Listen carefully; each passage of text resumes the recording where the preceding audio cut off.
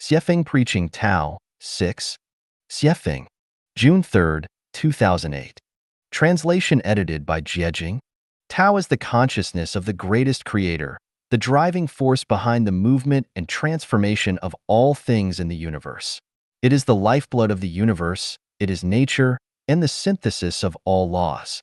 Tao possesses 8 characteristics: holographic order, eternal reliability, instantaneous sensitivity and adaptability, transcendence over time and space with no interior or exterior, spirituality, justice, non-obstruction, and illusory yet actual existence.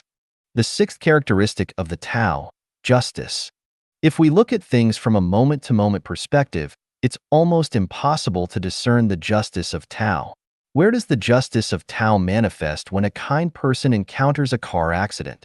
Where does the justice of Tao manifest when a place experiences an earthquake, causing mass casualties and injuries?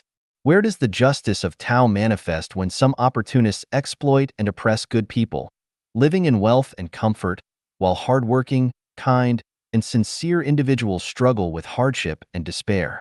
To see the justice of Tao, one must look at it from a macro perspective, from a holistic viewpoint, from the perspective of causality, from the long river of history, from the interplay of debts, from the future consequences, and from the principles of misfortune that upon which happiness depends.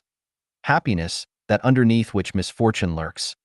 And if you want to contract something, you must first expand it. If you want to weaken something, you must first strengthen it.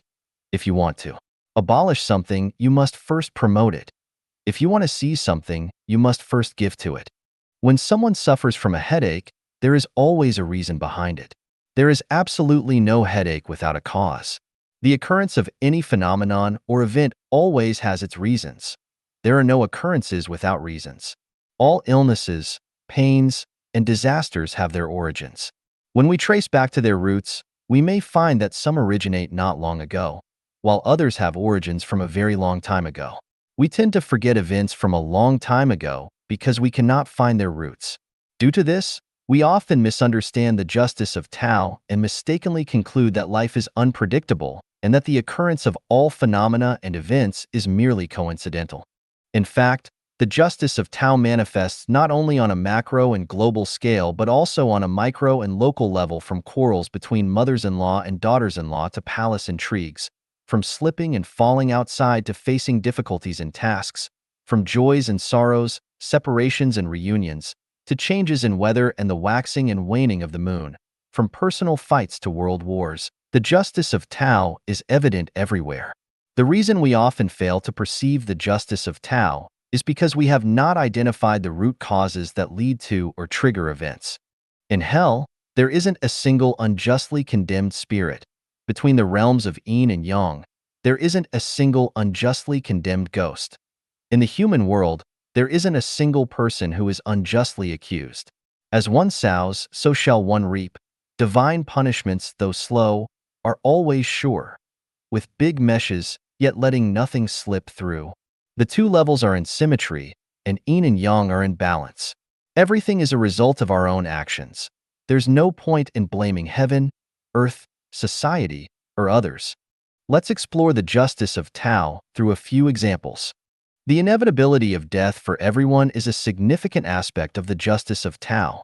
The poor die, the wealthy die, the great die, the insignificant die, the powerful die, the powerless die, the beautiful die, the ugly die. How fair it is. If some people didn't die, would there be any way out for us? Has the sun not shone upon everyone? Regardless of who you are, the sun shines upon you. Is this not fair? The air circulates throughout the world, allowing every living being to breathe freely without charge. Is this not fair? Regardless of height, weight, wealth, or poverty, regardless of race, every person is given a pair of bright eyes. Is this not fair? Love attracts love, bringing joy to the heart. Everyone experiences this. How fair Tao is. Establishing heaven to reward those who revere the greatest creator, life, and nature, and follow the path of the greatest creator, and setting up hell to punish those who disregard the greatest creator, are arrogant and reckless, harm living beings, pollute rivers, lakes, seas, skies, and the earth, and speak nonsense about mysterious and spooky things. How just Tao is. The more you have, the more troubled you are. The less you have, the less troubled you are. How fair the program designed by Tao, allowing each person to sleep in only one bed at night, limiting each person to eating only a few bowls of rice at most, limiting each person's physical and mental capabilities, subjecting each person to the same risks when traveling by car or plane, granting each person free will, and allowing each person to freely choose their future lifestyle and path. How fair Tao is. If someone wears a diamond necklace, you say you also want to wear a diamond necklace, otherwise it's unfair. If someone is 6 feet tall, you say you also want to be 6 feet tall, otherwise it's unfair. If someone lives in a mansion, you say you also want to live in a mansion, otherwise it's unfair. If Hu Jintao becomes the president, you say you also want to be the president, otherwise it's unfair. Alright, if that's the case, when someone suffers, you should also suffer. When someone breaks their leg, you should also break your leg. When someone is burned to death, you should also burn yourself to death. When someone contracts AIDS, you should also inject yourself with the AIDS virus. Is this justice? Tao is just, there is no doubt about it. The sum of positive and negative energy in the universe is zero, meaning the universe's accounts are balanced.